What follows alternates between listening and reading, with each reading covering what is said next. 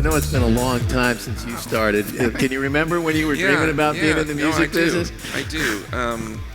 And specifically, I remember what drew me into management. And through a comedy of errors, I ended up in Los Angeles working for a record company. It was my first experience working for a major label.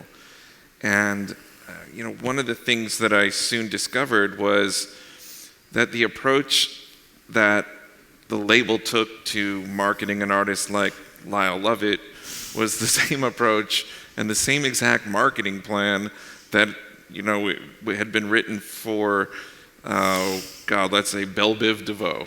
DeVoe. And you couldn't have had two more distinct artists and two more distinct audiences. So it kind of dawned on me that this pervasive institutional thinking about just taking a cookie cutter approach and not even considering the differences in the audiences for the artists, let alone the kind of music that these artists were making, made me want to go into management and work for the artists. Because it occurred to me that if I wasn't going to do it, there was probably no one who was going to do it.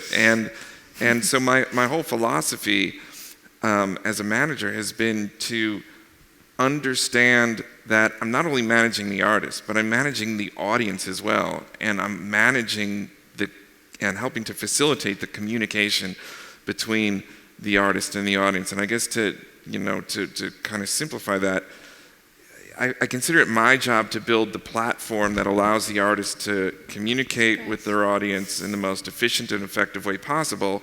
And it's the artist's job to earn the trust of the audience with what they do on that platform. Yeah. But when working at the record company, I didn't feel like anybody's building that platform. Yeah. And that's what drove me into management, is the desire to build that platform. Well, I think it's interesting. I watched Emily over here nodding her head. I worked at a label as well. And it's not to speak ill of the labels. I think it's just a big machine, and things come at it so fast that it gets to be like a bit of a factory line.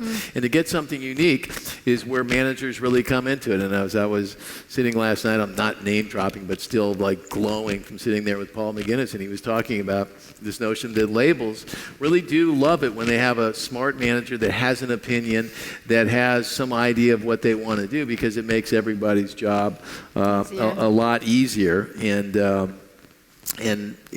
makes it get to the point where you actually can help an artist and be responsible for it as well. So can I just say also? Sure. Say whatever you like. Thank you very much. In the time in which we're working right now with the explosion of social media, it's a fulfillment of the desire I initially had that drove me into management. There are so many opportunities for artists to communicate directly with the audience, and I think we talked about the whole value chain of music is so different than it was 10, 15 years ago.